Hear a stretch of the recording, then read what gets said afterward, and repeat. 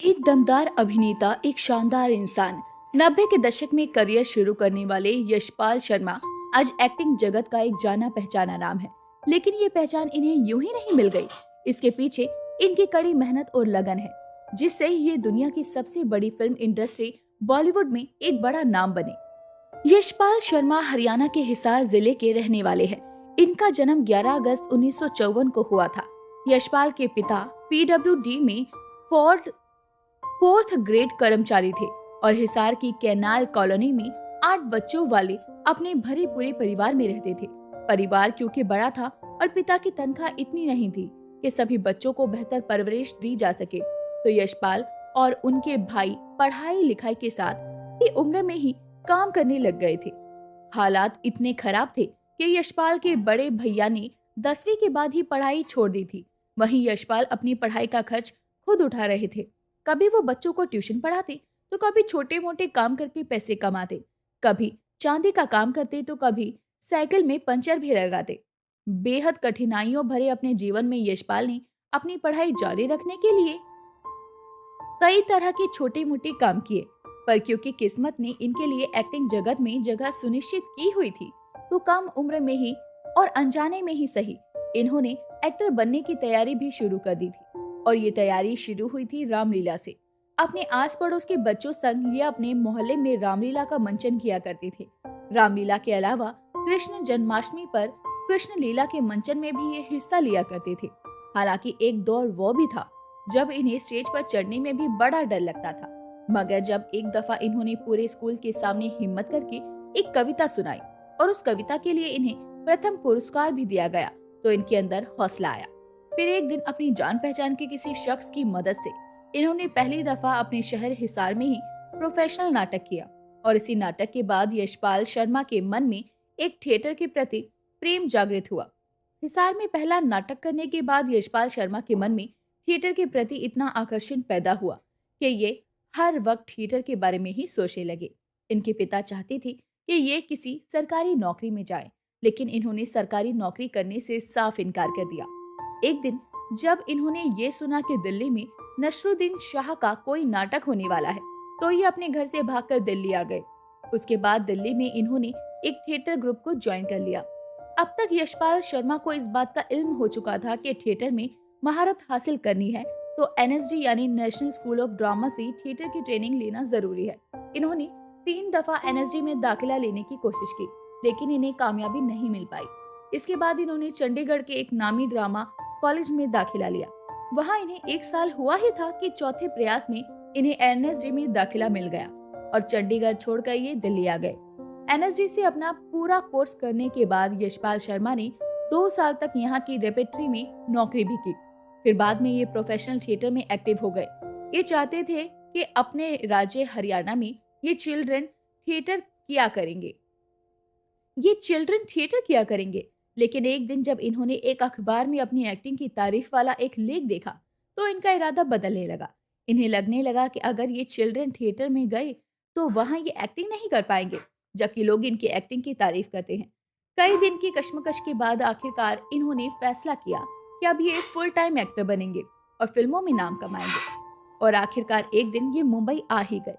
यशपाल जब दिल्ली में ही थे तो ये दूरदर्शन पर आने वाले एक शो आदर्श में काम किया करते थे। उस शो में इन्हें लगभग 50,000 रुपए की कमाई हुई। वो रुपए लेकर ही ये मुंबई आए थे। मुंबई आने के बाद इन्होंने आहट और सीआईडी के इक्का दुक्का एपिसोड में भी काम किया। ये वो दौर था जब ये शोज टीवी पर प्रसारित होने शुरू हुए थे। उन शो में काम करने पर यशपाल को इतनी कमाई हो जाती थी कि ये मुंबई में अपने कमरे का किराया चुका सके। मुंबई में ही पहली दफा इन्होंने एक्टर और फोटोग्राफर सुरेंद्र राजन से अपना एक फोटोशूट करवाया। अगले 6 महीनों तक अपने फोटोज को लेकर ये डायरेक्टर प्रोड्यूसर्स के ऑफिस के चक्कर काटते रहे। इन्हें रोल ऑफर तो हुए, लेकिन वो इस तरह के रोल होते थे जो इन्हें बिल्कुल भी पसंद नहीं थे।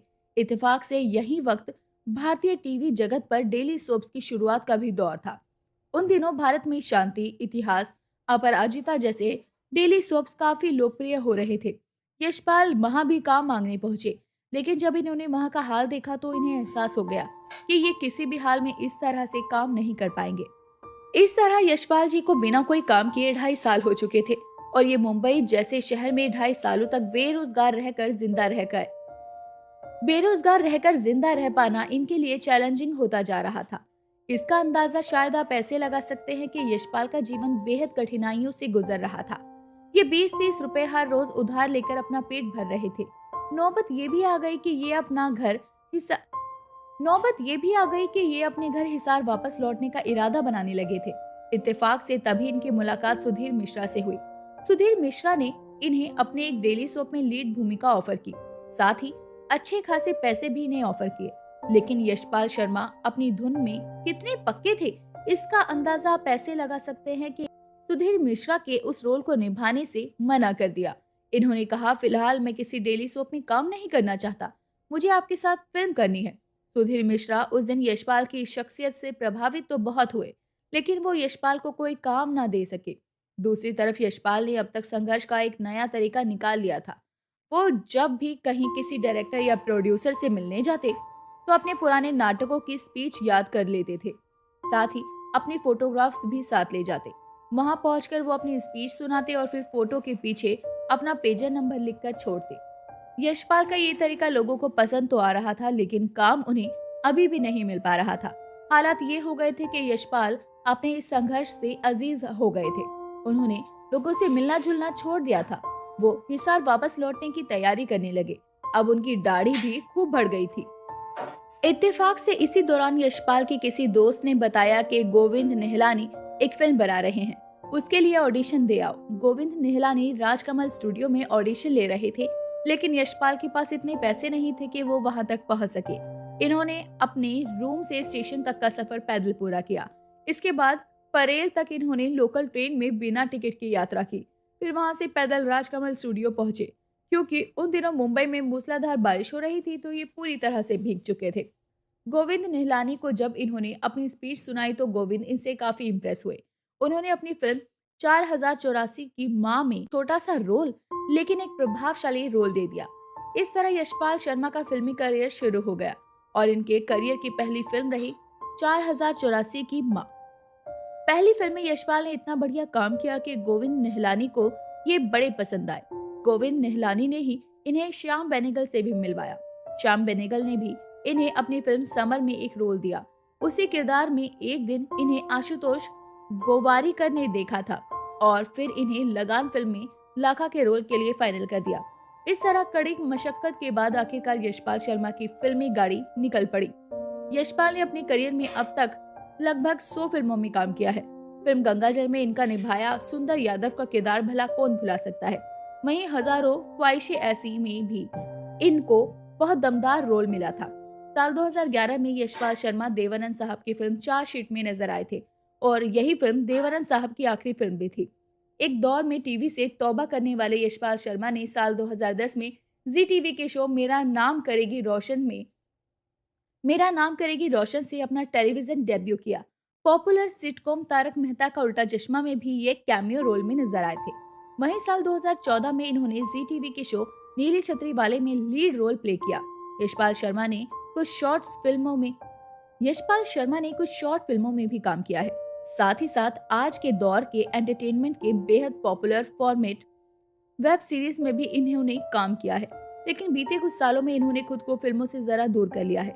इस बारे में यशपाल कहते हैं कि अब वो इस स्थिति में आ चुके हैं कि जहां वो अपनी मर्जी से फिल्मों का चुनाव कर सके।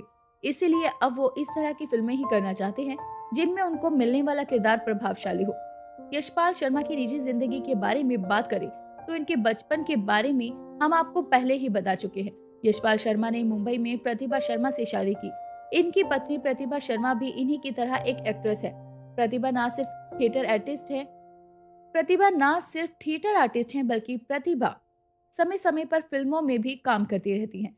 साल 2020 में प्रतिभा शर्मा ने अपने पति यशपाल संग फिल्म दास कैपिटल गुलामों की राजधानी में काम किया था। इसके अलावा प्रतिभा ने खुली खिड़की और नई अम्मी जैसी नोटेबल फिल्मों में भी काम किया। प्रतिभा और यशपाल के 2 बच्चे हैं, बेटा संयम और बेटी सौम्या। परिवार संग यशपाल शर्मा का जीवन बेहद सुखी और शानदार चल रहा है। तो दोस्तों अभी के लिए बस इतना ही। मिलते हैं अगली वीडियो में, तब तक अपना ध्यान रखिए। Bye bye.